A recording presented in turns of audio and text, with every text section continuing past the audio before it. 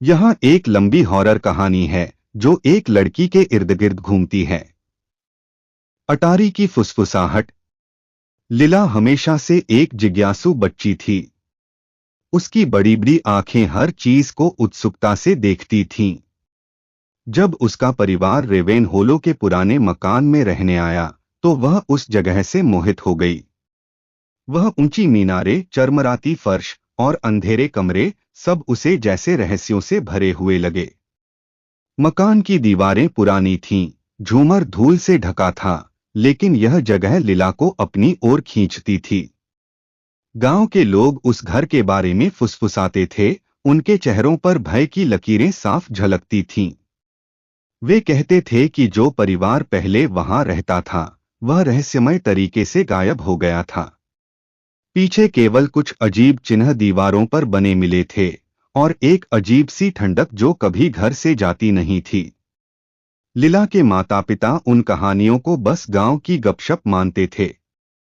यह बस एक पुराना घर है, उसकी मां ने कहा बर्तन खोलते हुए। थोड़ा पुराना है, लेकिन जल्द ही यह हमारा घर बन जाएगा। लेकिन लीला कुछ और महसूस कर रही थी। पहली रात से ही उसने फुसफुसाहट सुनी। वो धीमे धीमे उसके कानों में गूंजती, जैसे हवा की सरसराहट हो। उसने खुद को समझाया कि यह उसकी कल्पना है। पर जैसे जैसे दिन बीतते गए वो आवाजें तेज होने लगीं और ऐसा लगा जैसे वे उसका नाम जानती हों। एक रात उन आवाजों से तंग आकर लीला अपने बिस्तर से उठी। चांदनी फर्श पर अजीब आकृतियां बना रही थी। जब वह अटारी की तरफ बढ़ी, दरवाजा ठंडा था और जब उसने उसे धक्का दिया तो वह कराहता हुआ खुला। सीढ़ियां अंधेरे में ऊपर की ओर जाती थीं और हर कदम पर चरमराती थीं।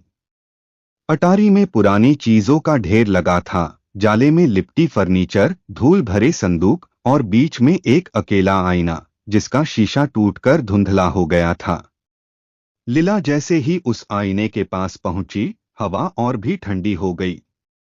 उसकी सांसें धुंध में बदल रही थीं और उसका दिल जोर जोर से धड़क रहा था। उसने आईने में झांका, लेकिन वहां उसकी जगह एक दूसरी लड़की थी।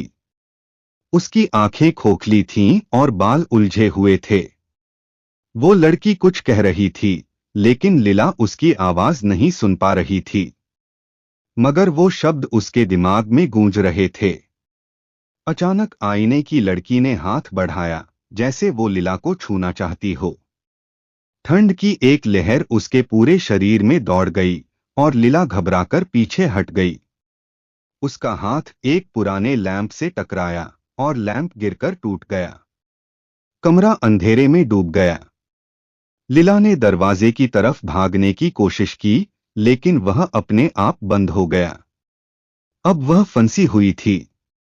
फुसफुसाहटें अब चीखों में बदल गईं और ठंड उसकी हड्डियों तक पहुंच गई। तुम कौन हो? लीला ने कांपती हुई आवाज में पूछा। आईने की लड़की अब बाहर आ चुकी थी। वह जमीन पर नहीं चल रही थी, बल्कि हवा में तैर रही थी। तुमने मुझे बाहर निकाला, उसने धीमे से कहा। उसकी आवाज सूखे पत्तों की सरसराहट जैसी थी। अब तुम्हें मेरी जगह लेनी होगी। लीला के चीखने से पहले लड़की ने उसका माथा छू लिया। एक तेज रोशनी चारों ओर फैल गई और दुनिया घुमावदार हो गई। आखिरी चीज जो लीला ने देखी वो थी उस लड़की की खोखली आंखें और एक भयानक मुस्कान। अगली सुबह जब लीला के माता पिता जागे तो उन्होंने अटारी का दरवाजा खुला पाया। उन्होंने लीला को हर जगह ढूंढा, लेकिन वह कहीं नहीं मिली। बस एक पुराना आईना मिला जो अब साफ था और केवल अटारी की उदासी को दर्शा रहा था। लेकिन अगर कोई ध्यान से देखता तो उसे उस आईने में एक लड़की का चेहरा दिखता। उसकी आंखें भय से भरी हुईं और उसकी चीखें हमेशा के लिए आईने में कैद थीं।